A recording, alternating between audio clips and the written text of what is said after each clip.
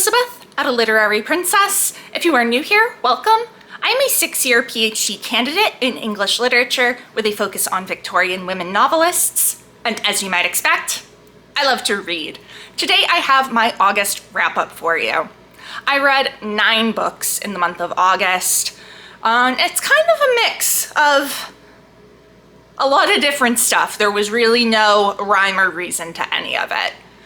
So, let's jump in. First book that I read is The Dry by Jane Harper. This is a mystery thriller that takes place in Australia. It follows Aaron Falk, who is a federal investigator for like financial crimes, and he learns that his childhood best friend appears to have killed his family and then killed himself. So he goes home for the funeral, and the parents of his friend ask him to look into things more because they just don't think that this is their son, and they don't believe that he did it.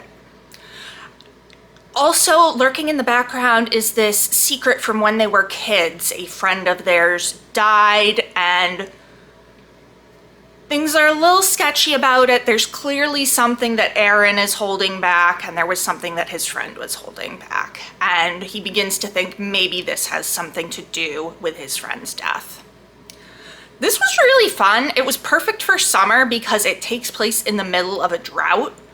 So, I mean, it's just like describing the heat constantly. And, you know, August was a very hot month. So it was perfect, a perfect summer read. I was very engaged throughout. I didn't really like the ending very much. I was a little disappointed with it. So I gave this 3.5 stars overall. It probably would have been 4 if not for the ending. But I do recommend it. It was a lot of fun. And I don't read a lot of books set in Australia, so that was also very interesting. The next book is by one of my dissertation authors. This is The Moors and the Fens by Charlotte Riddle. Just found out it's just pronounced riddle, as in the word, even though it's not spelled the same way. Okay, whatever. Anyway, The Moors and the Fens is one of her early books, and I wanted to take a look at it because the main character, Mina, is a woman writer. I am working with Riddle's book, A Struggle for Fame, which was written much later in her career and is also about a woman writer. So I was curious to see kind of how she handled the topic at different points in her life. Mina's writing is ultimately a very small part of this book. We don't really see a whole lot of it. This book, I don't know how to describe it. Mina is from the Scottish Highlands. Her father dies. They ultimately have to move to London to live with her mother's brother. There's a lot that happens, but sometimes it didn't really feel like it was all, you know, like one story. It felt kind of disjointed. You could really tell it was an early novel. I still enjoyed it to a certain extent, just as I usually enjoy all Victorian literature, except for some very few exceptions. And I was interested in Mina's story, but it did feel disjointed. And like, I'm not even sure how to describe what it's about, nor do I remember a lot of the characters' names. So there's a whole thing with inheritances, and there's a bit of a sensational element to it. I don't really know how else to describe it, though. I ultimately gave it 3 stars. Like, I enjoyed it to a certain extent, but it's definitely an early novel, and you can tell. And A Struggle for Fame is just so much more of a cohesive story. I am really interested to keep reading more of Riddle's work. This is only the 3rd book that I've read by her, and one was a collection of short stories, so that's kind of different. So I'll be interested to read more of her novels and kind of see her develop as an author. The next one I have been meaning to get to for ages, and I finally did it. This is A Lesson in Vengeance by Victoria Lee. This is a young adult dark academia that was marketed as a fantasy despite the fact that it is not a fantasy. This is the second time that's happened with a dark academia book. I don't know what's going on. So this follows Felicity Morrow, who goes to a... Is it all girls? I do think it is all girls. It doesn't say, but I believe it's an all-girls boarding school. And she is returning after taking a year off because of her girlfriend's death. She ends up meeting a new student whose name is Ellis Haley, and they really begin to spend a lot of time together, get close, and they are looking into these famous deaths that took place on the campus in the 1700s, I believe, that were supposedly due to witchcraft. So, what do I say about this book? I had some issues with this book. On one hand, I was very engaged. I read it quickly. I was interested. I wanted to see what was going to happen. But I had a lot of like little issues that just kind of killed the believability of it for me. And like, I went in thinking it was a fantasy, so I'm like, I don't need things to be realistic, but there are certain things where I'm just like, no, I'm not buying that. So for instance, Ellis Haley is this 17-year-old prodigy author whose book won the Pulitzer Prize. And I'm like, no, it didn't. That's not a thing. I'm sorry. A 17-year-old is not going to win the Pulitzer Prize. Donna Tartt didn't even win the Pulitzer Prize for The Secret History. She didn't win it until The Goldfinch, and she wrote that while she wrote The Secret History while she was in college. High schooler is not going to win the Pulitzer Prize. I'm sorry. I don't buy that at all. There were some other things, but if I talk about them, that will be spoilers, and I don't want to spoil it for you in case you do decide you want to read it. Although I will, this is kind of a spoiler, I guess. It's not a fantasy. There are elements of magic, but it is never really confirmed if they're, like, it could very easily just be Felicity having psychological issues. And I think the book really leans more toward that side of things. To call this a fantasy is just a complete misgenreing of the book. It's not fantasy. It's a mystery, really. Honestly, I think that being a young adult book kind of hurt this. I think it would have worked much better if the characters had been college students, because the school they're at kind of functions more like a college. There was just not enough supervision for this to have been a high school. And there was very little of them going to classes and stuff. Also, I don't know, I'm like, is this dark academia? I guess it is very focused on their scholarship into looking into these girls who were supposedly witches. But I don't know, there were just elements that irritated me. Honestly, I don't think dark academia really works in a high school setting, personally, because for it's something to be dark academia, it needs to be so focused on the academia aspect. And I don't think you actually do that enough in high school. Like, if this had been set at a college, I would have been much happier. But the one thing that really infuriated me, that killed all believability for me, is there is a archive of old documents related to the school that the school has in their library. Okay, fine, that sounds normal. Felicity at one point goes into the archive to take notes, and she's using a pen.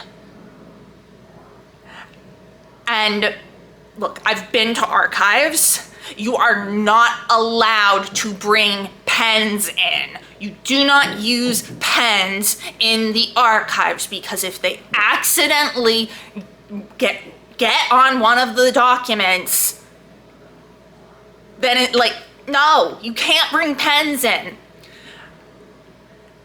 And this probably seems like something that's so small, but as somebody in academia, it killed all believability.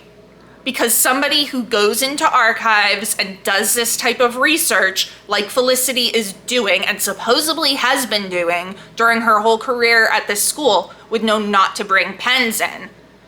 And it kind of made me think Victoria Lee is not very familiar with how archives work and how academia works. Because if she was, she would know you don't bring pens in.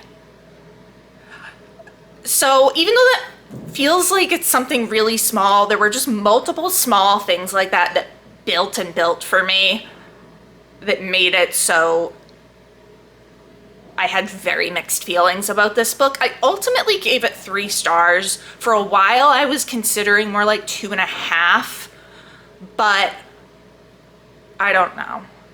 Maybe it is more of a 2.5. I think it might be more of a 2.5. Like, I did enjoy it, but I think I was irritated more than I enjoyed it. Here's me figuring out my rating while doing the video. Anyway, 3 or 2.5, still not sure, but I won't be keeping this book. You know, it is a gorgeous, it's a gorgeous Owl Crate edition, but I'm never gonna read it again. So somebody else can have it, and hopefully they'll like it a little bit more than I did.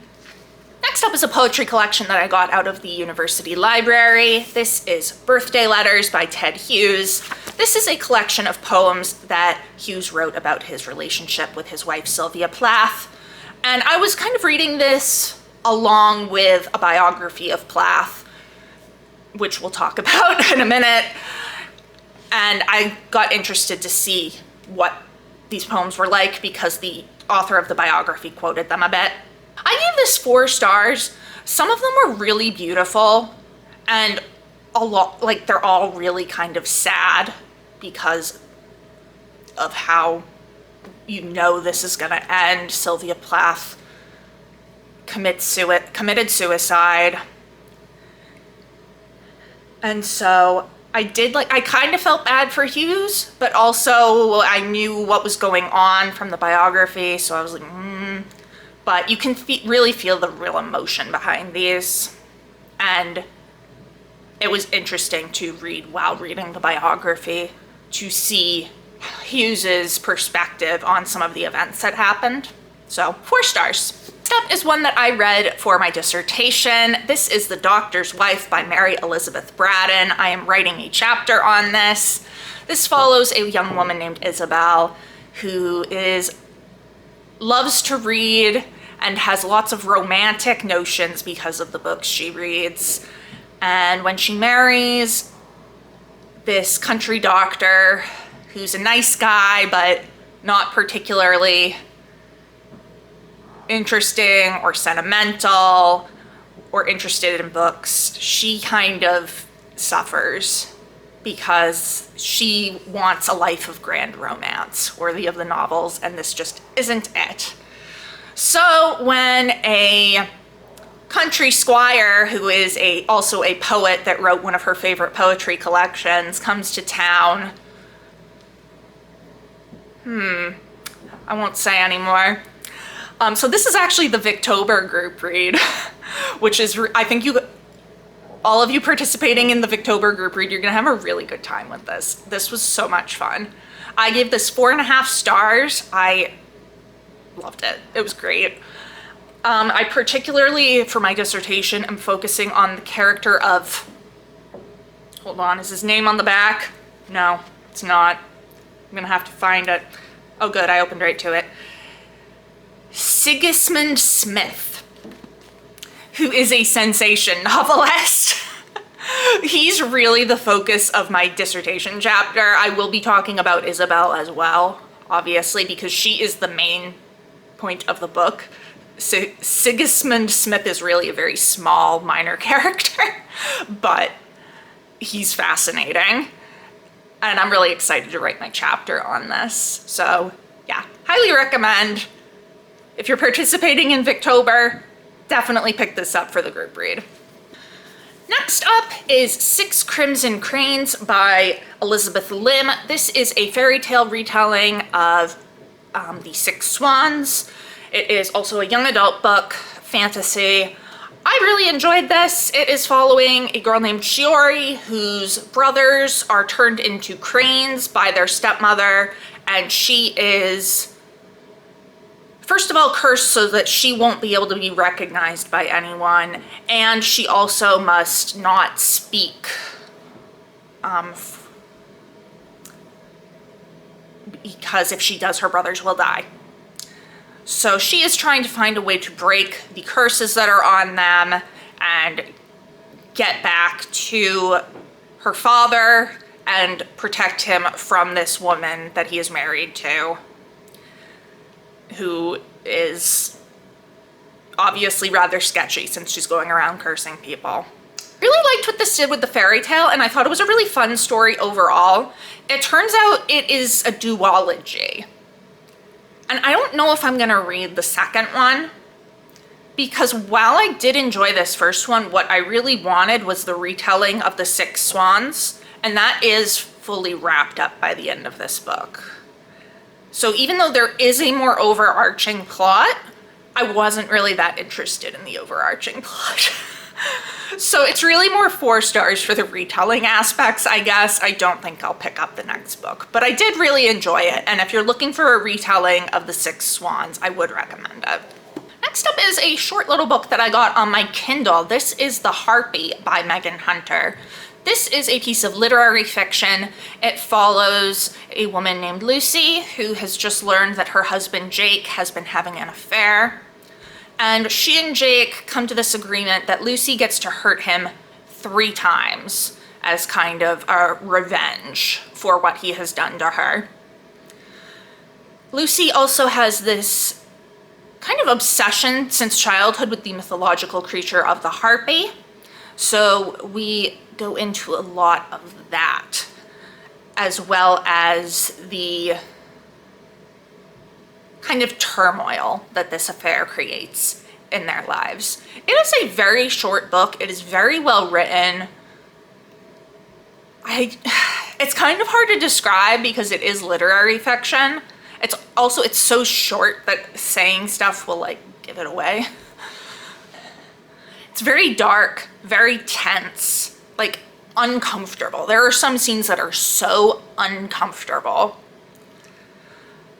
And I just thought it was really well done. I gave this 4 stars. Now we get to it. I finally finished Red Comet, The Short Life and Blazing Art of Sylvia Plath by Heather Clark. This is obviously the biography of Sylvia Plath I was referring to. I've been reading this since the end of May. It is very chunky, very dense, and also very hard to hold, which is all part of why it took me as long as it did to read. I also took the entire month of July off from reading it. I loved this. I think anybody who's been watching already knows that I had this marked as my favorite book of the year before I even reached the halfway mark. And yep, it's staying there. Top book of the year. I don't think anything can unseat this. I really don't. I would be shocked. It is just, it's a fantastic biography. Clark has so obviously done so much work, but it's not dry at all. It very much feels like a story. I became so invested in this. And it's rekindled my love for Sylvia Plath now, who I was very into in high school. So yeah, 5 stars, obviously, and I'm now going to put this down because it is seriously hurting my hand. The 9th and final book of the month was Histoire au conte du temps passé, conte de ma mère Loy, or The Fairy Tales of Charles Perrault. Tales of Mother Goose is what that part means. I'm so proud of myself. So this book is in French. It is meant for English speakers studying French. So it has lots of footnotes, talking, like giving you some of the more difficult words. There's also a glossary in the back so that you can look up words. This is the first book that I've ever read in French. And it was hard. I'm not gonna lie, it was really hard. French is obviously my second language. And I've kind of been studying it on and off since high school. And I just want to get better and be able to read in French. So I was like, okay, we're reading a book in French. I would ultimately like to read another one this year, but we'll see how it goes. So the fact that I was able to read this, and honestly, I was able to understand a pretty good amount of it, even without the footnotes and the glossary. Like, I was pleasantly surprised by how much I got just by reading it, the words. Now, some of this is because I am very familiar with most of these fairy tales. So this contains, do we have a table of contents? Oh, we do, good. So this contains Sleeping Beauty, Little Red Riding Hood, Bluebeard, Puss in Boots, Cinderella, and then I don't really know what this title is supposed to translate to. If it's supposed to be the fairies or the enchanted ones. I don't really know. It could go either way. But I know the story is Diamonds and Toads. And so I know all of those to a certain extent. I would say, like, obviously I'm extremely familiar with Cinderella, Sleeping Beauty, and Bluebeard. But I'm also, like, I know Puss in Boots. So there were only two that I had never read before, which were Riquet à la Houppe, or Ricky with the Tuft, and La Petite Poussette, or Little Thumbling. So I did not know those ones, and they were actually the last two in the collection. So it was kind of like I was working my way through ones that I knew well, and then as I got better reading the French, I got to the ones that I didn't know as well. So I thought that was actually really helpful, and that's just how it ended up. But yeah, I loved this. I was so happy with myself for reading a book in French. And of course, I love fairy tales, and I already knew that I loved most of these fairy tales. So this was 5 stars from me, and I'm just so pleased with myself. I really am. So that is what I read in the month of August. Let me know down in the comments below. Have you read any of these? What did you think? What did you read for August? If you enjoyed this video, please don't forget to give it a thumbs up and subscribe to see more of my bookish content. It has been great chatting with you. I will see you soon. Bye.